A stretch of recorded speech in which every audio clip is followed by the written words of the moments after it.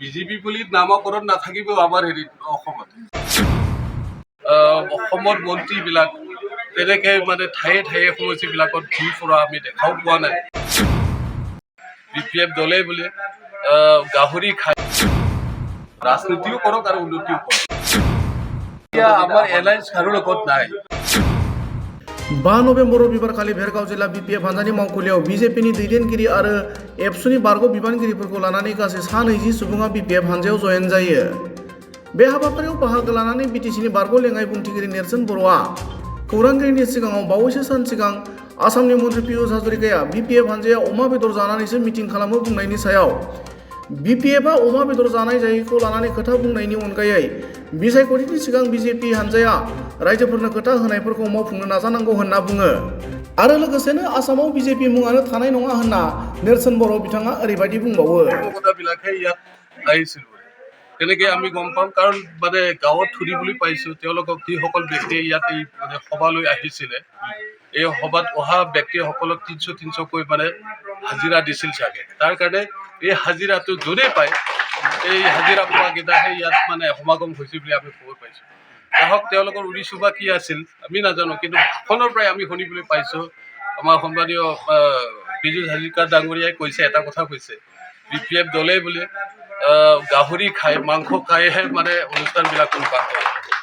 তো আমি মানে কিবা মাংস খাইছোঁ বা গাহৰি খাইছোঁ সেইটোৰ লগত কোনো কথা নাই, কিন্তু আমাৰ BPF দলে নীতি আদৰ্শ বজাই ৰাখি আমাৰ এই 32 লক্ষ মানুহ লৈ পেলাই আমাৰ BTC অঞ্চলত যিখিনি মানে এই বিগত সময়বিলাকক আমাৰ উন্নতিৰ কাম আমি কৰিবলগীয়া দায়িত্বত আছিলে সেইখিনি আমি কৰিছিলোঁ।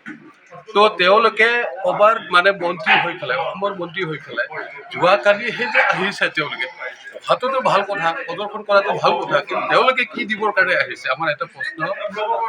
ইমান বছৰ গ'ল আমাৰতো তেনেকে হেৰি অসমৰ মন্ত্ৰীবিলাক তেনেকে মানে ঠায়ে ঠায়ে সমষ্টিবিলাকত ঘূৰি ফুৰা আমি দেখাও পোৱা নাই, কিন্তু সৌভাগ্য বুলি ক'ব লাগিব তেওঁলোকে তেনেকে প্ৰদৰ্শন কৰি থাকিলে হয় আমি এই 17 বছৰ বঞ্চিত হৈ থাকিব নালাগিছিলে।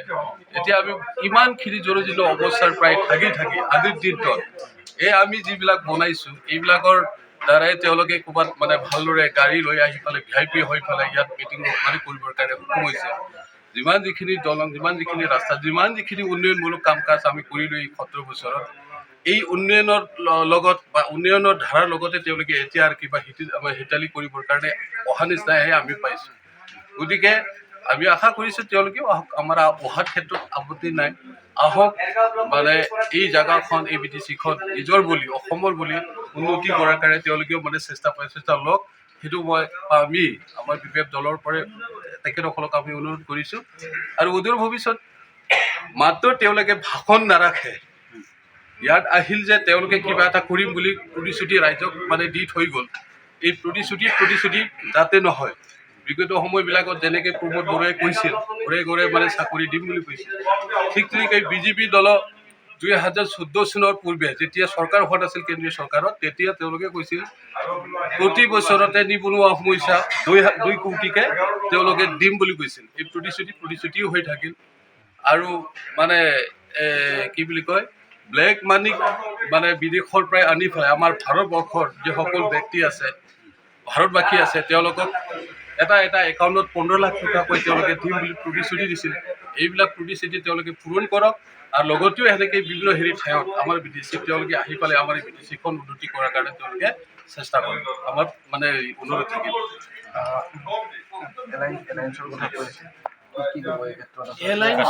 এতিয়া আমাৰ এলায়েন্স কাৰো লগত নাই।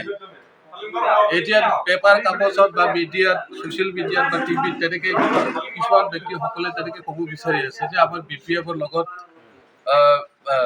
BJPৰ লগত BPFে মানে মৃত্যুটো কৰিব। আমাৰ এতিয়ালৈকে কোনো সিদ্ধান্ত হোৱা নাই, কোনো আলোচনা হোৱা নাই যে BJPৰ লগত থাকিম বা কংগ্ৰেছৰ লগত থাকিম বা অন্যান্য দলৰ লগত থাকিম। আমাৰ একো সিদ্ধান্ত নাই। আমাৰ একলা BJP এটা ইংগিত দিছে যে আমাৰ লগতে থাকিব, আমাৰ যোৱাকালিও কৈছে মুখ্যমন্ত্ৰী ক'লেও আমাৰ সিদ্ধান্তই হৈ আছে। এতিয়া আমি একলা চলো নেতৃত্ব আমি গৈ আছোঁ। এই মানে BTCত 2টা মানে লোকসভা সমষ্টি আছে, 7টা লোকসভা সমষ্টিত আমি BPF হিচাপে নিৰ্বাচনত আমি চেষ্টা কৰিম। এইখিনি সিদ্ধান্ত বেলেগ সিদ্ধান্ত নাই। অন্য এটা কথা কৈছোঁ, অন্য মানে কি, যিহেতু ওদালগুৰি জিলাত দুগৰাকী ব্যক্তি, এগৰাকী মন্ত্ৰী পীযুষ হাজৰিকা আৰু দিগন্ত কলিতা মাহত দুবাৰকৈ তেওঁলোকে পদাৰ্পণ কৰি আছে। তেওঁলোকৰ এই ক্ষেত্ৰত আপোনালোকৰ শংকা হয় নেকি? সাংগঠনিক ভিত্তিটো হ'ব নেকি? তেওঁলোক উত্থান হ'ব নেকি? তেওঁলোকে ইয়াত 6জন মন্ত্ৰী নিয়োগ কৰাৰ মানে তেওঁলোকে প্ৰস্তুতি চলাই আছে। সেই মৰ্মে তেওঁলোকে ইয়াত আমাৰ BTC অঞ্চলত বিভিন্ন সেই সমস্যাবিলাকত তেওঁলোকে পদাৰ্পণ কৰি আছে। আমিতো ভালেই পাইছোঁ তেওঁলোকে প্ৰদৰ্শন কৰি আছে। আমাৰ সমস্যাবিলাকক তেওঁলোকে দাঙি ধৰিব পাৰিব, তেওঁলোকে মানে বুজিবলৈ সক্ষম হ'ব যে এই মানে ইয়াত প্ৰদৰ্শন কৰাৰ লগতে কেৱল ৰাজনীতি যাতে তেওঁলোকে নকৰে, ৰাজনীতিও কৰক আৰু উন্নতিও কৰক। তাৰ কাৰণে আমি তেওঁলোকক অনুৰোধ কৰিম। আৰু তেওঁলোকে অহাটো আমাৰ কাৰণে কোনো মানে ক্ষতি নহয়।